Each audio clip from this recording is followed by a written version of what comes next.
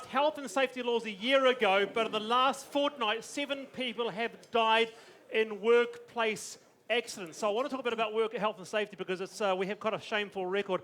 What do we need to do? Do the laws need to be stronger? Sarah? Look, well, I was on the Transport and Industrial Relations Select Committee when the new law went through. I'm really proud of it. It's about a culture change. Obviously, those 7 deaths, not good enough. We don't want anyone to die at work. What does that mean, a culture change? What does that mean? Well, it means basically creating a framework where we can start educating our people about not taking risks. But also, one of the things from that sprung from it was that we invested in WorkSafe. I've heard that businesses are struggling with the new health and safety rules. Yeah. For example, 2/3 of Hawke's Bay businesses don't even know the requirements. They find it hard to get their heads around.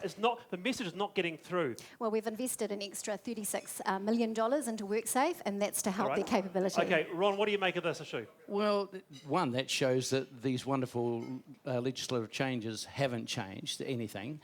And the reason they haven't changed anything was we're driving a top-down bureaucratic system onto small businesses and enterprises. You need a platform to hold people to account. That's what you need. Sarah, shush.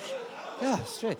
And what you have is small businesses, as you rightly said, and I'm getting it all through the Wairarapa, looking at now downsizing their staff, minimising their operations because they can't handle the compliance costs that have been levied on them. This is about educating and a culture change. And what these people seem to forget is that many of the safety procedures are taught in the trade training qualifications that tradespeople accrue. Yep. If they don't pass it there, they don't get the qualification. It's not working, though, right? It's not working. It will work if you take a bottom-up approach, work with the industry, apply more about education and culture change than you will by you cannot legislate car accidents out of right. Marama, what do you mean? 7 people in the last fortnight, pretty disgraceful. It is a bit disgraceful, but there are a number of things that add to this. If you can't earn enough money from working a 40-hour week so that you go out and do extra hours or extra jobs to try and buffer your pay so you can put food on the table, then that's not good enough. So we have to pay a living wage as our minimum wage, and we need to take our minimum wage up to $19. That's a separate issue. Well, That's nothing to do with health and safety. Yes, it is. No, it's not. It's not, because what is happening is that they're pushing themselves to the brink to try and get as much money out of the work that they do by taking on extra jobs and they are compromising safety. Do you know anybody who's been involved in a workplace accident? Yes, many. I've lost 3 different family members to workplace accidents, all of them in the forestry. Coming home in a plastic bag is not a happy situation for anybody. Let's go to David Clark. What do you make of this? Well, I agree with this completely with the sentiment Marama's put on the table, but I have to say she's been part of a government that has kept the minimum wage low for too long. It has consistently been a low minimum wage, and people are putting themselves out there taking risks. It's gone up every year. Are you saying it's adequate now, Marama? No, That's I'm a not different saying it's position to a minute ago. It's not adequate, but it's gone up every year.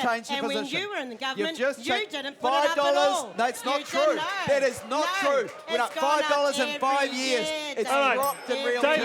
It's dropped in real terms. That is just not true. David, here's the case. It's gone up every year. She can't talk over the top and tell us stuff that's not true. Hang on. Time, David, the fact of the matter is that fatal work-related injuries are at the lowest level since 2002. So you just can't stand here. Simply not acceptable. You can't stand here and say there haven't been improvements. 45 people a year don't go home from work. The lowest level since Pike 2002. River showed the lackadaisical culture around health and safety, the labour inspectorate that's not funded properly. We know there are all kinds of abusive practices going on now, and the government is not interested in solving the problem. A quick response to David. First major reform in 20 years. So, of course, we're taking this seriously. We want people to come Hold home your alive worm from work.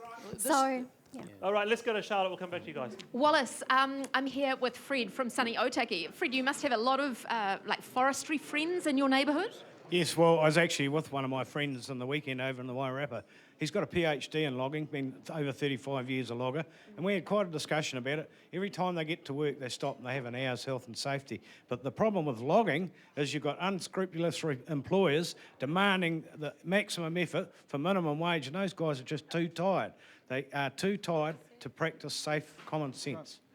All right. Okay, so let's pick up on that because what you said, Marama. What do you make of that? Let's go to Ron Mark. The too tired. You've heard about what Fred says there. Yeah, well, I mean, the issue is that the PCBU or the employer needs to take responsibility for that, and that's what the Act does. It starts placing responsibilities on PCBUs and the directors to understand their business and understand what the pressures are and what's going on. That sounds fair enough, though, doesn't it, Ron? Yeah, but look, it's interesting because I had a conversation with a couple of Māori boys who are logging out the back of Carterton at the Gladstone pub. What did they say? This legislation has dumbed down the industry whereby workers are expected to get a tick box piece of paper that they are meant to read and then, because they sign it, they fully understand all the safety procedures that are required. They do not. They learn that on the job, working hand in hand with other people who teach them and train them through it. You cannot legislate away car accidents, swimming accidents, boating accidents, or workplace accidents. A quick response from Marama and David on this, and we'll move on. Yeah, but by that logic, Ron would have us do nothing. Oh, you just said. It's extreme. You just said. Extreme. Yeah. You just said, Ron, that you cannot legislate away car accidents and rah-rah. Have you? Have you? But these are our family members that you're talking to. Oh, yeah. I know what they go through. Actually. I know what time they get up in the morning, and they are just trying to put bread on the table. If we pay a living wage, which means they don't have to go to work at 4:30 in the morning Deal with the and issue. come home Deal with at the 7 issue. o'clock at It's night, a good point that you then said they it. would be fine. Right, Is the issue. No, it is You not. heard All it. right. You'll put your Māori businesses out of business. Ron, that's enough. That's what you'll do. Supporting local content so you can see more of New Zealand on air.